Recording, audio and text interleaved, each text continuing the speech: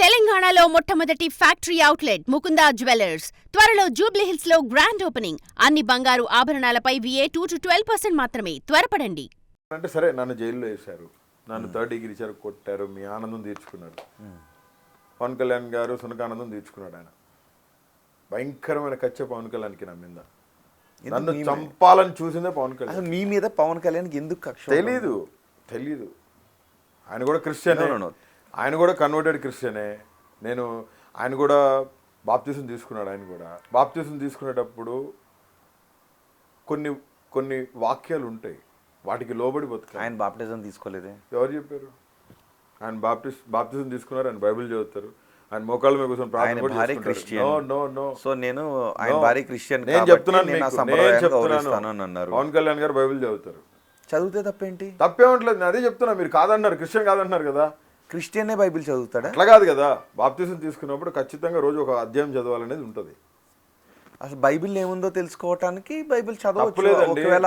నేను భగవద్గీత చదువుతాను, నేను ఖురాన్ కూడా చదువుతాను. నేను భగవద్గీత చదువుతున్నాను, ఖురాన్ చదువుతాను, జైల్లో అన్ని చదివాను నేను. తప్పు కాదు. మీరు చదివితే తప్పు కాదు. పవన్ కళ్యాణ్ గారు క్రిస్టియన్ అవడం తప్పు అంటారా మీరు? ఆయన క్రిస్టియన్ కాదు. ఆయన బాప్తిజం తప్పని నేను అనట్లేదు. Once married to a Christian girl ఖచ్చితంగా బాప్తిజం తీసుకోవాలి. ఎ గర్ల్ హిందూ మ్యారేజ్ చేసుకుంటే హిందూ ధర్మంలోకి రాదు. క్రిస్టియన్ మ్యారేజ్ ఏం చెప్తున్నానంటే ఎక్కడుంది? Person belongs to another country. When the person belongs to another country. ఇప్పుడు మన ఎన్ఆర్ఐస్ చాలా మంది ఆడవాళ్ళని పెళ్లి చేసుకుంటున్నారు కదా, బయట బ్రిటిషర్స్ నో అమెరికన్స్ నో పెళ్లి చేసుకొని వస్తున్నారు కదా. ఇక్కడ సాంప్రదాయబద్ధంగా తాళి కట్టించుకొని పోయినా ఖచ్చితంగా అక్కడ మ్యారేజ్ క్రిస్టియన్ మ్యారేజ్ జరగాలి. అది వాళ్ళ సంప్రదాయం ప్రకారం వాళ్ళు ఇష్టపడితే చేసుకుంటారేమో బహుశా. ఏమండి నేనేం చెప్తున్నానంటే, ఇప్పటికీ చాలా మంది ఇంటర్ రిలీజియన్ మ్యారేజెస్ చేసుకుంటారు. ఇంటర్ కాస్ట్ మ్యారేజ్ కాదు. పవన్ కళ్యాణ్ గారు బాప్తిజం తీసుకుంటున్నట్టు చాలా ఫొటోస్ డిస్ప్లే అయినాయి. ఫొటోస్ మీరు ఇందాక వాయిస్ మార్ఫింగ్ అన్నట్టు ఆ వీడియో రాజకీయంగా వాడేదాని కోసం పెట్టుకుని ఉండొచ్చు. అవును. ఒక క్రిస్టియన్ గర్ల్ ని మ్యారేజ్ చేసుకున్నప్పుడు ఖచ్చితంగా బాప్తిజం తీసుకుంటారు. సో ఆయనకి మతపరమైనటువంటి విద్వేషాలు లేవు, మతపరమైనటువంటి భేదాలు లేవు అనే విషయం అర్థమవుతుంది. ఆయన హిందూ సంప్రదాయాన్ని ఆయన పాటిస్తున్నాడు, సనాతన ధర్మాన్ని పాటిస్తున్నాడు. ఆయన భార్య క్రిస్టియన్ మతాచారాలను పాటిస్తుంది. ఆయన ఎక్కడ అబ్జెక్ట్ చేయట్లేదు. సో ఇది మనం అర్థం చేసుకోవాల్సిన విషయం. Every person having their own democratic right. దాని ప్రకారం ఆయన ఇష్టం అది. బట్ నేను పాయింట్ వచ్చింది కాబట్టి మాట్లాడుతున్నాను. ఇప్పుడు మీరు అడిగిన క్వశ్చన్ ఏంటి? మీరు ఇందాక అడిగిన ప్రశ్న, పవన్ కళ్యాణ్కి మీ మీద ఎందుకు కక్ష ఉంటుంది అన్న దగ్గర నుంచి పవన్ కళ్యాణ్ మీరు పవన్ కళ్యాణ్ ఎవరు వదిలిపెట్టినా పవన్ కళ్యాణ్ నిన్ను వదిలిపెట్టట్లేదని లోపల జైలర్సే చెప్పారు. పవన్ కళ్యాణ్కి మీ మీద తెలీదబ్బా, నువ్వు పోయి అడుగు, మీడియా పెట్టు, మైక్ పెట్టి అడుగు ఆయన్ని. నాకేం కోపం లేదంటే. ఎవరు? పవన్ కళ్యాణ్. ఆయన డిప్యూటీ సీఎం కాబట్టి ఖచ్చితంగా నాకెందుకు కోపం ఉంటుంది అనిల్ మీద అనొచ్చు. అవును. బట్ అక్కడ జైలు శాఖలో కానీ పోలీస్ డిపార్ట్మెంట్లో కానీ మొత్తం చెప్పింది ఏంటంటే పవన్ కళ్యాణే. నేను చెప్తున్నా కదా, నేను చెప్తున్నాను బాస్ ఒక్కటే, నాకు నా కుటుంబానికి పవన్ కళ్యాణ్ ద్వారా, లోకేష్ గారి ద్వారా, చంద్రబాబు నాయుడు గారు, ఇలా ముగ్గురు ద్వారా నాకు నా కుటుంబానికి ప్రాణహాని ఉంది. కోర్టులో బైండ్ ఓవర్ అయింది. ఎందుకు?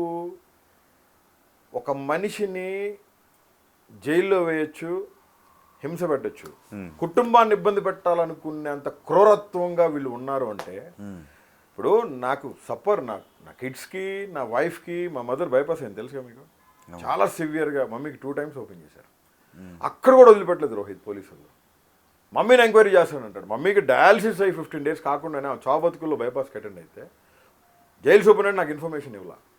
సో మెనీ మెయిల్స్ సూపరింటెండెంట్కి, మానకి ఇన్ఫామ్ చేయండి, ప్రతిసారి మా చెల్లి ఫోన్ చేయటం, చేస్తామంటాం. 2 నెలలు దాటి వెళ్ళిపోయింది.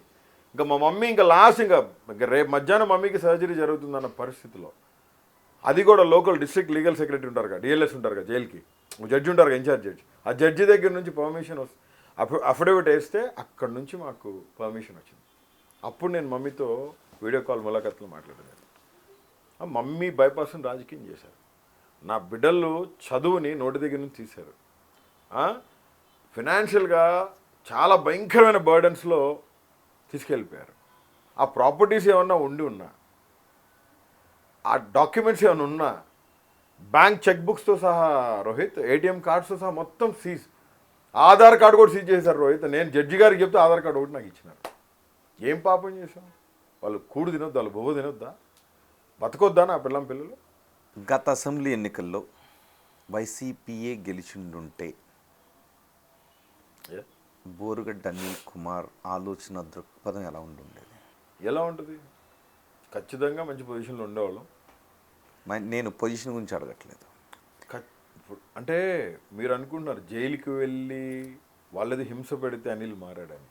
తప్పది, కరెక్ట్ కాదు అది. అసలు జైలుకి అన్యాయంగా పంపించారు, అన్యాయంగా ఇరికిచ్చారు.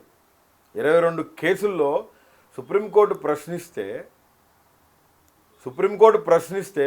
41 నోటీస్ ఇచ్చి ఎక్స్ప్లెనేషన్ తీసుకోవాల్సిన కేసుల్లో 9 నెలలు 245 రోజులు జైల్లో పెట్టి నానా చిత్రహింసలు పెట్టి నోటీసులు ఇవ్వకుండా కస్టడీలకి పంపించి జైళ్ళ శాఖ కానీ పోలీసు శాఖ కానీ ఎవరు ఆల్ ఓవర్ కంప్లీట్ ఒక నిఘా నేత్రం కింద పనిచేసి మమ్మల్ని చంపాలనుకున్న పరిస్థితుల్లో సజీవుడైన దేవుడు కాపాడితే న్యాయస్థానాలు న్యాయమూర్తుల తీర్పులతో బయటకు వచ్చి ఈ పొద్దుట్టున్నాం.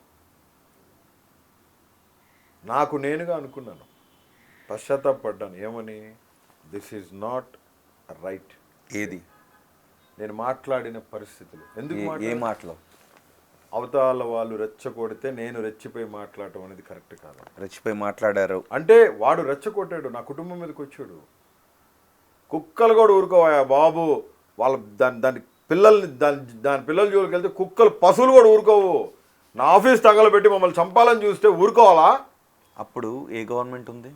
వైఎస్ఆర్సీపీ గవర్నమెంట్ ఉంది. మరి మీరు చట్ట ప్రకారం తీసుకున్నాం. నేను ఎవరిని ఏం చంపలేదే ఆ రోజు. నేను ఎవరిని ఏం చంపేస్తాను, ఎవరిని చంపేస్తారన్నారు. నేను ఎవరిని ఏం మాట్లాడలేదు. ఆ రోజు కూడా లీగల్గానే జగన్మోహన్ రెడ్డి గారు చెప్పారు, ఒక టీంని ఇచ్చారు. నేను డైరెక్ట్గా పోలీస్ కేసు పెట్టాను. ఇప్పుడు మీరు నన్ను రెచ్చగొడితే రెచ్చిపోయి మాట్లాడాను అని అన్నారు కదా. 1-2 మాట్లాడి ఉండొచ్చు.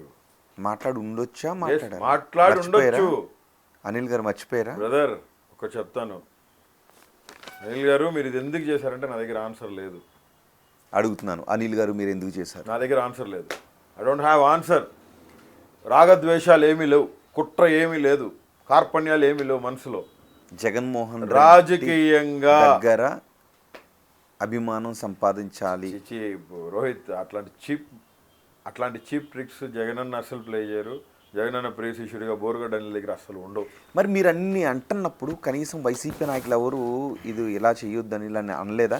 మీకు ఇంత పిఆర్ ఉంది, కేంద్ర మంత్రుల దగ్గర పరిచయం ఉంది, మరి వాళ్ళెవరు ఇది కరెక్ట్ కాదు అని అనలేదా? అంటే మీ స్థాయికి మాట్లాడాల్సినటువంటి వాళ్ళు కూడా చాలా డిబేట్స్ లో భయంకరంగా తిట్టుకుంటున్నారు రోహిత్. ఇలాంటి తిట్లు తిట్టుకోలేదు. లేదు ఇప్పుడు నేను మాట్లాడేటప్పుడు నాకంటే ఎక్కువ మాట్లాడే వాళ్ళు చాలా మంది ఉన్నారు.